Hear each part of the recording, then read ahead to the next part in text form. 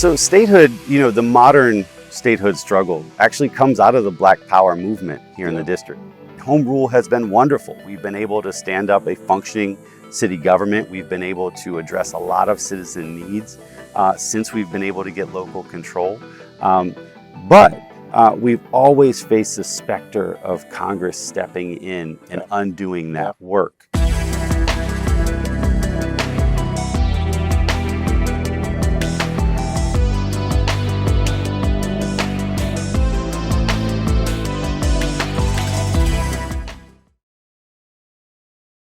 Councilman Parker, good to see you. Likewise. So everything's good. I can't complain. We're in the library in a beautiful Monday morning, so this is where I like to be. Absolutely. Let me just begin with a question. Who or what inspired you to get involved in politics? That is a good question. I'm an educator by background, and so really my entry point to politics is through the work I've been doing for years, advocating for a better school system and better outcomes for kids. In DC, I've served on the State Board of Education. And so that was my first entry into politics before joining the council. And it was through that work, I would say, that you can see the disparities, not only in just how students in schools are performing, but how access to power is wielded to different communities' benefit. So. Likewise, what or how did you become interested or involved in political education? So, I realized that I wanted to be a historian when I was about 13 or 14 years old. I know it sounds nerdy, but when I was growing up in Baltimore, we lived next to the Mitchell family. And the Mitchells are the civil rights dynasty of Baltimore, and specifically Parren Mitchell, who's the first African-American congressman from the state of Maryland, would come over to his nephew's house and they'd have dinner, and I'd sit there next to one of the most powerful African-Americans in the country. At the time, he was the chair of the Congressional Black Caucus. Wow. He's leading the fight by the caucus against the Reagan administration. And he was just this remarkably humble and intelligent man. And when I found out that he was a urban studies professor at Morgan State University before he got into politics, I said, that's what I want to do. And so I'm going to become a historian, and then I'm going to become mayor of Baltimore. And the historian part got good to me, and I just stuck with it. But that's how it happened. Maybe it's not too late for the second part. But no, you had a front row seat, it seems. I did. I never knew that. So that's really cool to hear. Yeah. Now, what issues do you see that impact Black families' ability to leverage political power here in the district?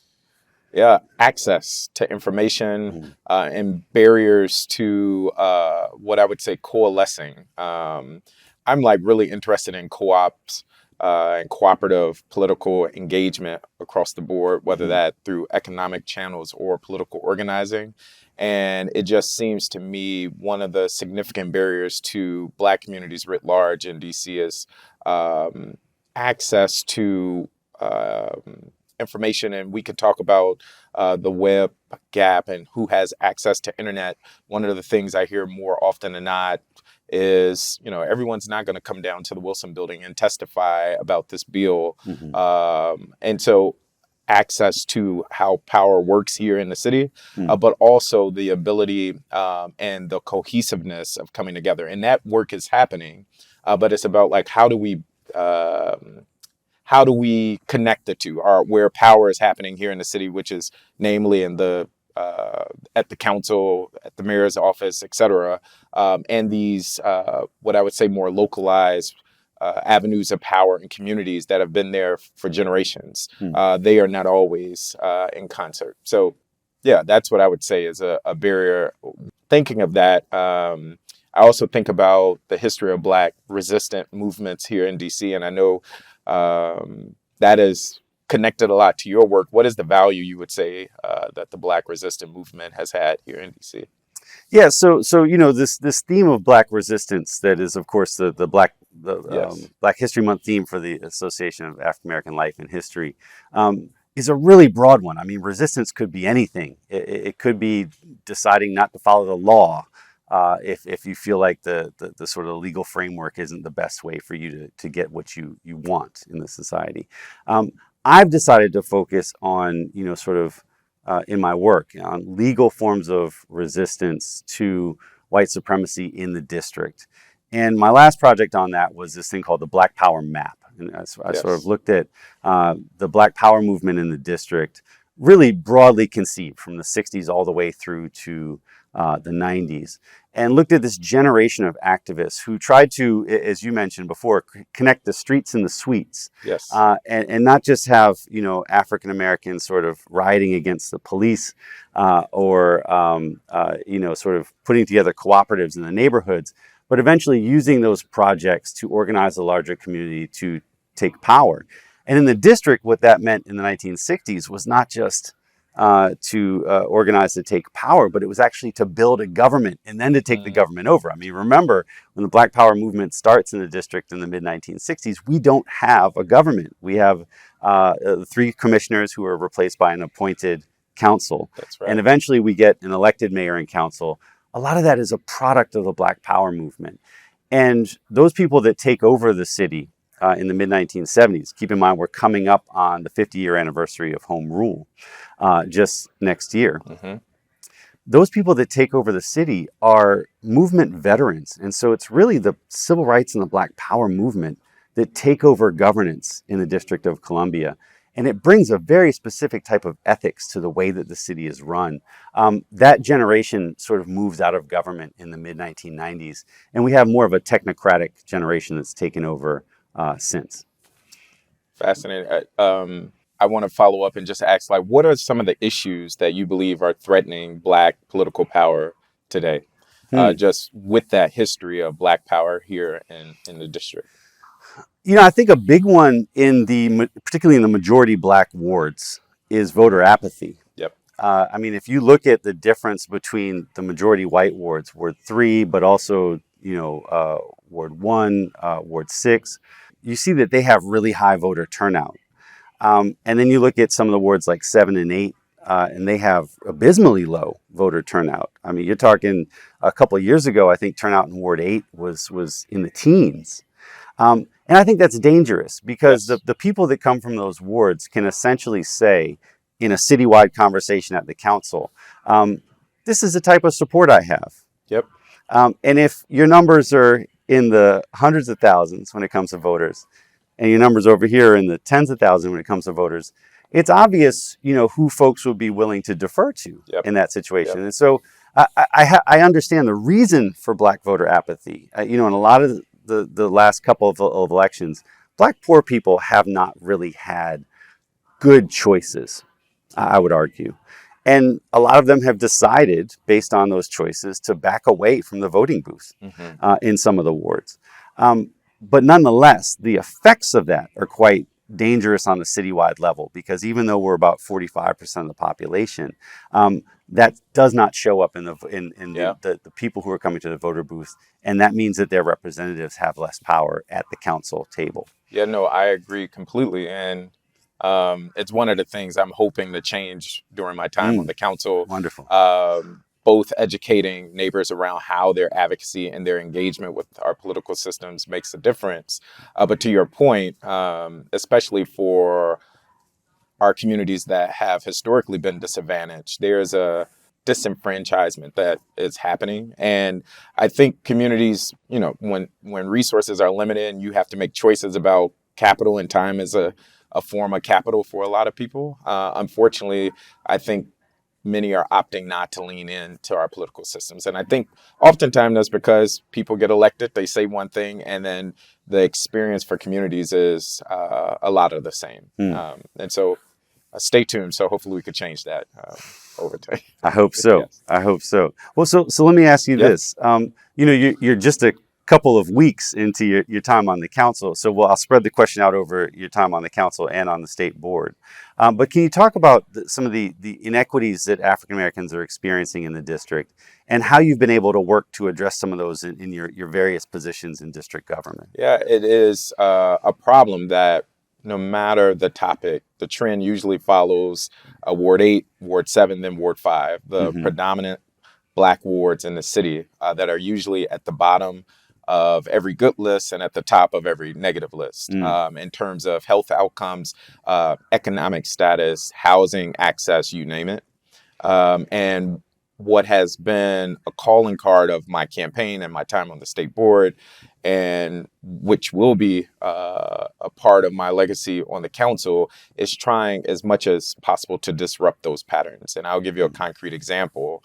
On the state board, we know access to quality schools, namely through our neighborhood schools, follows that same trend where wards 8 and 7 and 5, those are the lowest performing wards for student outcomes in the city.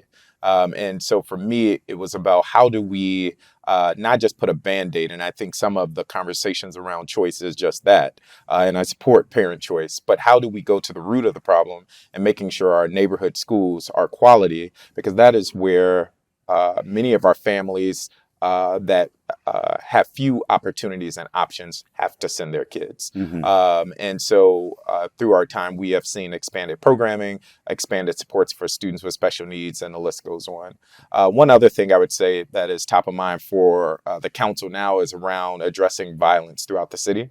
And again, wards 8, 7, 5 bear the brunt of what's happening in the city, both in terms of violence, but also who's getting wrapped up in the criminal justice system. And I don't have to tell you that. And so for me, part of my voting to uphold the criminal code revision that came through the council, but also to put forth solutions that are actually found to work to prevent violence before it happens, is rooted in this reality that we cannot just continue to do the same old, where we see trends that disadvantage Black folk. And last thing I would just say is statehood. One of the reasons why I have lent my voice to this call for statehood here in the district is a lot of what we're able to do, whether it's from schools to addressing violence, has a lot to do with our representation in Congress. And so until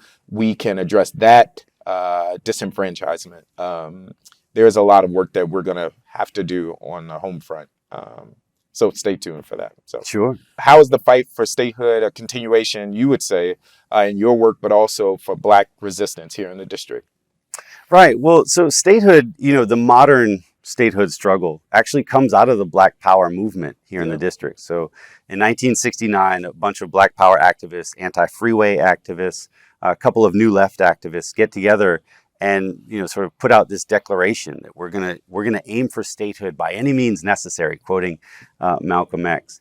And it inspires the people who just about a year and a half later formed the DC Statehood Committee, which becomes the DC Statehood Party. And so the focus of these folks is sort of a true independence from Congress, not just home rule, which a lot of them criticize because it gives us a good deal of control. And I think everybody would celebrate home rule looking back over the last 48 years or so. But what these activists understood is that in the end, Congress can always step in and mess with what we're doing locally. And so they demanded full independence, sort of putting us on par with other citizens around the country. And I think that that's essentially played out in the years since. I mean, home rule has been wonderful. We've been able to stand up a functioning city government. We've been able to address a lot of citizen needs since we've been able to get local control. But we've always faced the specter of Congress stepping in and undoing that work. And that even hangs over us today as there's rumblings in Congress right now that they want to step in and push back against the criminal code revision, but against all types of other things, whether it's abortion access in the district, you could go on. And so there really is that serious concern that, if we don't have full independence, we just aren't able to protect the good things that we're able to do through our home rule government.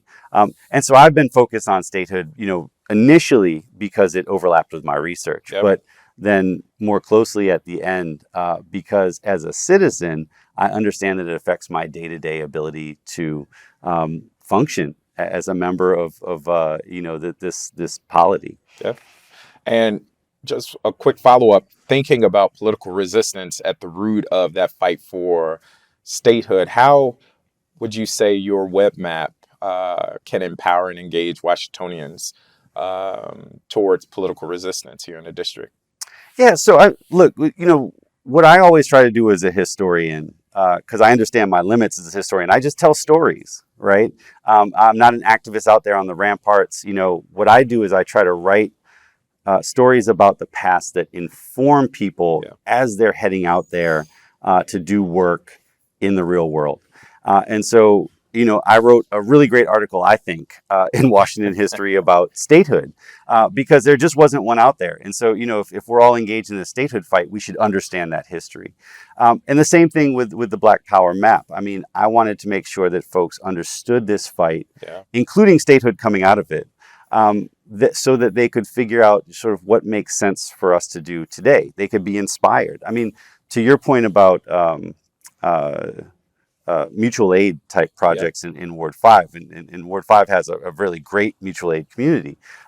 A lot of that work was happening in places like Shaw and in places like, sort of downtown Anacostia in the 60s and 70s. And they created wonderful models that a lot of people are picking back up today. And so it's looking at those things for inspiration and for an understanding of what works and what doesn't is really why I write that type of history. Hopefully it helps. So staying on the theme of statehood, can you talk about sort of the ways in which you think that statehood could empower the Black community in the district? And what are some of the ways as well that you've advocated for statehood in your own work? Absolutely. DC is still chocolate city. It may not be as chocolate as it was in the 70s and 80s. But with that, representation means direct access to power for a majority Black city, and which would be a majority Black state, which is unheard of in this country. And what that means is that the issues and needs for Washingtonians would be at the forefront of our country in the halls of Congress. For me, what matters most in this fight is that we continue to educate people. The educator in me just believes that a lot of the disconnect that we're seeing, yes, besides the politics and the people that want to continue to disenfranchise Washingtonians, is largely connected to many Americans don't know that Washingtonians don't have representation in Congress. And so part of our tactic must be bringing the country along, understanding why this is an issue, as well as what role they have to play. That's right. That's right. Bringing it about. No, my good friend and co-author, Chris Myers-Ash, lives in Maine. Yeah. He's a DC native, but he headed up there with his wife a couple of years ago. And, he would talk to people in Maine and they would have no idea that we did not have voting representation in Congress. And so there's a lot of education that has to happen for the American population, is no question. Absolutely. Can you talk about, just really quickly, some books that you've read that inform your thinking on this issue, that inform your thinking about how you're going to sort of work in governance more generally in the district? Yeah. There are two, besides Chocolate City, there are two that come much to appreciated. mind. Collective Courage, which is about the history of cooperative economics, but also cooperative political power in Black communities here in the U.S., as well as Locking Up Our Own, which is a little bit different, but it does detail the ways in which Black communities here in the district have historically been disenfranchised with our criminal justice system. So two great books. What about you? So I'm right there with you. Jim Foreman's book, Locking Up Our Own, is a masterpiece. And there's a reason it won the National Book Award. I suggest everybody go out and check it out. Deals with the issue of mass incarceration, of course, in the district. And then, another that I always go back to is that the great reporter Haynes Johnson wrote a book back in 1963 called Dusk at the Mountain, which is about the district. And I just love it because it's beautiful. It's terribly insightful. It really helps us to understand the difficulty of the several 100,000 African Americans who moved to the city after World War II. I mean, I think sometimes when we talk about the district, we think that the Black population has been here forever, and it has. But it's also gotten new layers over time. And so in 1940, there's about 200,000 Black folks here in the district. Another 300,000 move here after 1940. And so Dusk at the Mountain is really primarily about that 300,000. And it's beautifully written. Gonna have to add that to my reading list. I want to come back to this theme of political resistance, and just ask, what role do you see libraries playing in building that political resistance here in the district. Oh, wow. I mean, look, libraries for me are their home. They're my temples. They're the place Yeah. that I go to do my job and to get inspiration. And I hope that other people use them the same way. There's a wealth of information, whether it's here at the MLK Library or out in many of the branch libraries, where folks can learn all the things that they need to learn to do the things that they want to do.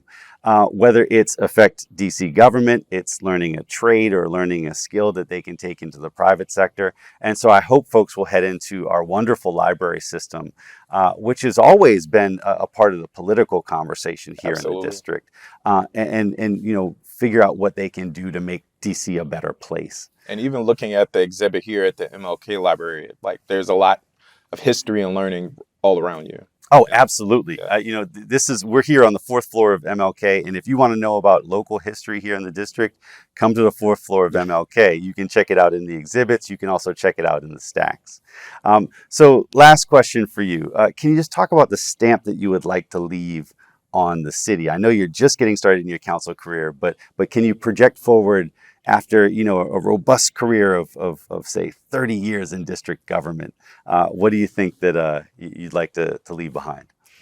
It is truly about building healthy communities. And at the foundation of that is that all residents, including Black Washingtonians, have a shared quality of life, regardless of their zip code or where they live in the city or within Ward 5. We know that that is not the case. Again, referencing some of those trends I alluded to earlier. And that also means that residents have equal or shared access to information and how power works here in the city, as well as can benefit from DC's growing prosperity. So if I'm successful, we'll see a market change in that way. I'll ask you the same question. What stamp do you want to leave on the Black community in particular with your work? Well, as a historian, again, my focus is on making sure that folks have a clear understanding of their past so that they can use it to sort of form their own future. And if folks better understand the Black Power movement or slavery or freedom struggle against segregation in the district, then I think I've done my job. And, Chris and I, because I'm always writing with Chris about DC, are going to keep putting out as much as we can about the district, and hopefully folks will use it to do some marvelous things in the future. Absolutely. I look forward to reading. Thank you for a great conversation. Thank you.